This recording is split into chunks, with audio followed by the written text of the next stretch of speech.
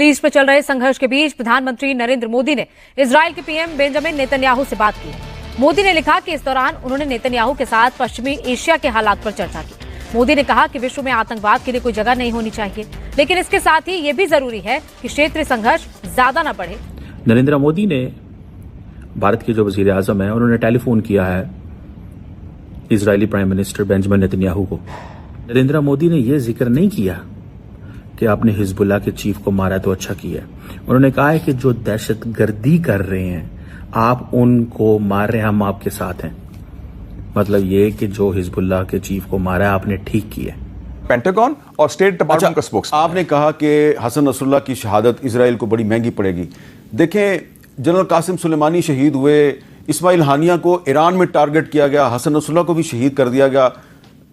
मैं भी कहूंगा कि जी ये बड़ा महंगा पड़ेगा इसराइल को, लेकिन ग्राउंड रियलिटी तो ये है कि इसराइल एक एक करके अपने तमाम दुश्मनों को रास्ते से हटाता जा रहा है। F-35 दुनिया का बेहतरीन 5th जनरेशन फाइटर एयरक्राफ्ट है दोस्तों। टेक ऑफ करा, मारी मिसाइल, 80 टन बम गिराए, पूरी की पूरी बिल्डिंग नीचे आई। Nasrallah thank you. ठीक है जी।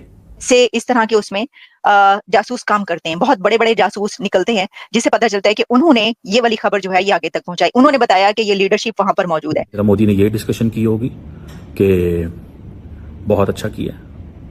हसन नसरुल्लाह जो है वो ईरान के इस वक्त टॉप के सपोर्टर थे और अमेरिका और इजराइल की एक बड़ी जो गठजोड़ है, जो एक सपोर्ट है, अमेरिका कहता है और बहुत सारे और मुल्क कहते हैं कि भाई हसन नसरुल्लाह को मारा जाना ठीक है। कहा जाता है कि काफ़ी दुनिया के जो वेस्टर्न मुल्क हैं वो हिजबुल्लाह को समझते हैं कि ये एक टेररिस्ट ऑर्गेनाइजेशन है। जय हिंद दोस्तों, आपको तो पता ही है कि आतंकवादी हसन नसरुल्लाह मारा गया। हिजबुल्लाह मैं उसको कोई शांतिवादी संगठन तो नहीं कहूँगा, उसको फाउंड किया था हसन नसरुल्लाह ने। उसके बाद प्रधानमंत्री नरेंद्र मोदी जी ने कल के दिन बात की है बेंजामिन नेतन्याहू से, कल रात को। भारत के जो वजीर आजम है उन्होंने टेलीफोन किया है Israeli prime minister Benjamin Netanyahu को और उन्होंने ये कहा है कि खास तौर पे ये दो चीज़ें हैं। एक तो ये है कि जो नरेंद्र मोदी ने यूनाइटेड नेशंस के अंदर, अगर आपको याद हो, तो मुलाकात की थी महमूद अब्बास से, लेकिन नरेंद्र मोदी ने दोबारा फ़ोन किया है और आज फ़ोन किया है बेंजामिन नेतन्याहू को और उस टेलीफोन में उन्होंने कहा है कि हमने खित्ते की डेवलप होती सूरत हाल पर डिस्कस किया। क्या डिस्कशन नरेंद्र मोदी कर सकते हैं? नरेंद्र मोदी ने ये डिस्कशन की होगी कि बहुत अच्छा किया। हसन नसरुल्लाह जो है वो ईरान के इस वक्त टॉप के सपोर्टर थे और अमेरिका और इजराइल की एक बड़ी जो गठजोड़ है, जो एक सपोर्ट है, अमेरिका कहता है और बहुत सारे और मुल्क कहते हैं कि भाई हसन नसरुल्लाह को मारा जाना ठीक है। कहा जाता है कि काफ़ी दुनिया के जो वेस्टर्न मुल्क हैं वो हिजबुल्लाह को समझते हैं कि ये एक टेररिस्ट ऑर्गेनाइजेशन है। इंडिया के अंदर मैं देख रहा था कि इंडिया के अंदर जो ईरान के और फ़लस्तीन के जो एम्बेसडर्स हैं वो एक कॉन्फ्रेंस में शरीक हुए हैं जहां पे हसन नसरुल्लाह जो है वो उसको जो टारगेट किया गया है उसको वो कंडेम कर रहे हैं। सो इट मीन्स कि भारत के अंदर एक डिवाइड नज़र आ रही है, सिचुएशन है कि हुकूमत जो है वो एक टेसिड सपोर्ट कर रही है या कंप्लीट सपोर्ट कर रही है इसराइल को, और कुछ एक हद तक आप समझ लें कि जो आपके एनालिस्ट हैं, मीडिया जो है वो कम्प्लीटली इसराइल की साइड ले रहा है और सपोर्ट कर रहा है। बेसिकली जब इंडिया इसराइल की साइड लेता है तो वो बेसिकली ये कह रहे होते हैं कि जो तुम इसराइल इस्लामिस्ट को टारगेट कर रहे हैं, इंडिया कह रहा है कि जो इस्लामिस्ट मिलिटेंट्स को टारगेट कर रहे हो वो ठीक कर रहे हो, हम तुम्हारे साथ हैं। और फिर वो घर में भी फैसला करते हैं कि हमें भी कश्मीर के अंदर उन इस्लामिस्ट को अटैक करना है जो भारत की फौज और पुलिस पे हमले करते हैं। ठीक है जी।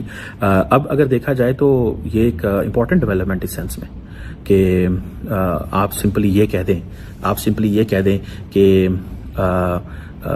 आपने हिजबुल्लाह की जो लीडरशिप को मारा ठीक किया। अब है क्या? नरेंद्र मोदी ने यह जिक्र नहीं किया कि आपने हिजबुल्लाह के चीफ को मारा तो अच्छा किया। उन्होंने कहा है कि जो दहशतगर्दी कर रहे हैं आप उनको मार रहे हैं, हम आपके साथ हैं। मतलब ये कि जो हिजबुल्लाह के चीफ को मारा आपने ठीक किया। लेकिन याद रखें इंडिया के बहुत अच्छे ताल्लुकात हैं ईरान के साथ, और याद रखें हसन नसरुल्लाह का मारा जाना ईरान की कमर टूट गई है इससे। समझ आ रही है आपको बात को? सो इंडिया एक तरफ वेस्ट एशिया के अंदर ईरान के करीब रहना चाहता है बिकॉज उसको पता है एनर्जी सप्लाई लाइन में हमें इसकी बड़ी जरूरत है और चाबहार पोर्ट के हवाले से बड़ी जरूरत है। इंडिया इन चीजों को समझता है, they know is very well, बहुत अच्छे से समझ आना है कि इसकी क्या सिग्निफिकेंस और क्या नहीं है। कि हसन नसरुल्लाह की शहादत इजराइल को बड़ी महंगी पड़ेगी। देखें, जनरल कासिम सुलेमानी शहीद हुए, इस्माइल हानिया को ईरान में टारगेट किया गया, हसन नसरुल्लाह को भी शहीद कर दिया गया। मैं भी कहूँगा कि जी ये बड़ा महंगा पड़ेगा इसराइल को, लेकिन ग्राउंड रियलिटी तो ये है कि इसराइल एक एक करके अपने तमाम दुश्मनों को रास्ते से हटाता जा रहा है। मीर साहब, आप खुद स्टूडेंट हैं हिस्ट्री के।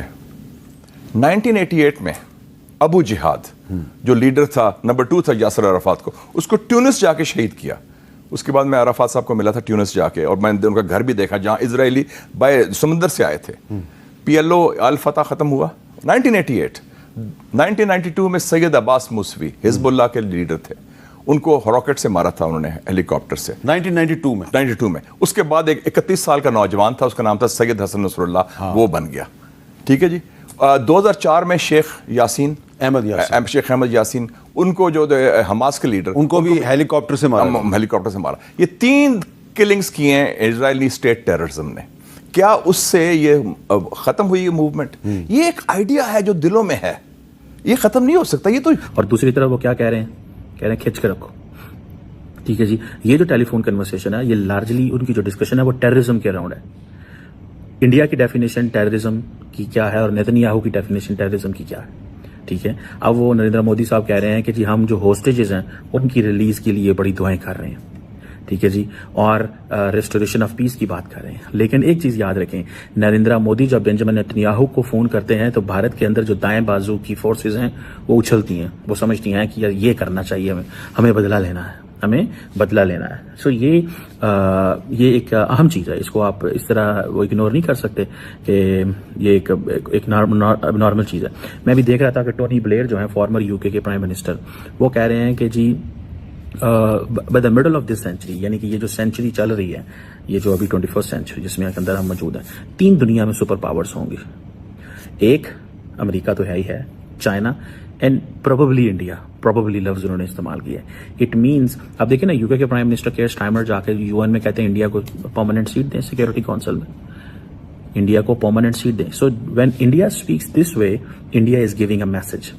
इंडिया एक मैसेज दे रहा है कि भाईजान ये हम चाहते हैं और ये हम करने जा रहे हैं। ठीक है जी। अब ये आप देखें कि, और दूसरा ये भी आपको पता है, इस चीज का भी पता है, ठीक है जी, कि इंडियंस जो हैं वो टफ लाइन लेते हैं इस्लामिस्ट के अंदर, बड़ी प्रो लाइन लेते हैं उसके ऊपर, इजराइल के ऊपर। ठीक है जी। अब एक दूसरी तरफ ये भी देखा जाए, जिसे वो कहते हैं ना कि इंडिया जब भी अमेरिकन से मिलते हैं तो कुछ ना कुछ इंडियंस के लिए फेवर्स निकलती हैं। मिसाल के तौर पे इंडियंस के लिए 2.5 लाख ज्यादा वीजा जो अपॉइंटमेंट्स हैं दी गई हैं, नॉर्मल यानी कि रूटीन से हट के। सो ये that is what the Indians are taken seriously, when Indians are taken seriously. ठीक है जी। सो ये चीजें हैं। दूसरी तरफ से इंडिया जो है वो राफेल जेट्स खरीद रहा है, अपनी इंडियन नेवी के लिए ले रहा है, फोन कर रहा है बेंजामिन नेतन्याहू को कि ठीक कर रहे हो जो कर रहे हो। जाकिर नाइक के खिलाफ जो है वो एक कैंपेन इंडिया के अंदर शुरू हो गई है कि a man who is wanted in India is in Pakistan. ठीक है जी। कम्युनल डिसहार्मनी को इस बंदे ने डिस्टर्ब जो है वो किया है। सो इंडिया मिडिल ईस्ट की पॉलिटिक्स के अंदर घुसना चाहता है। कैसे घुसना चाहता है और घुस रहा है, वो कैसे? पहली बात, UAE के बहुत करीब हो गया इंडिया। अभी हाल ही में जब मोहम्मद बिन जायद ईरान उधर अमेरिका के अंदर मौजूद थे तो America and UAE defence agreement हुआ, बड़ा इंपॉर्टेंट एग्रीमेंट हुआ, और उन्होंने कहा India is a part of that. This is because India, UAE and America they are working, एक कोलैबोरेशन है।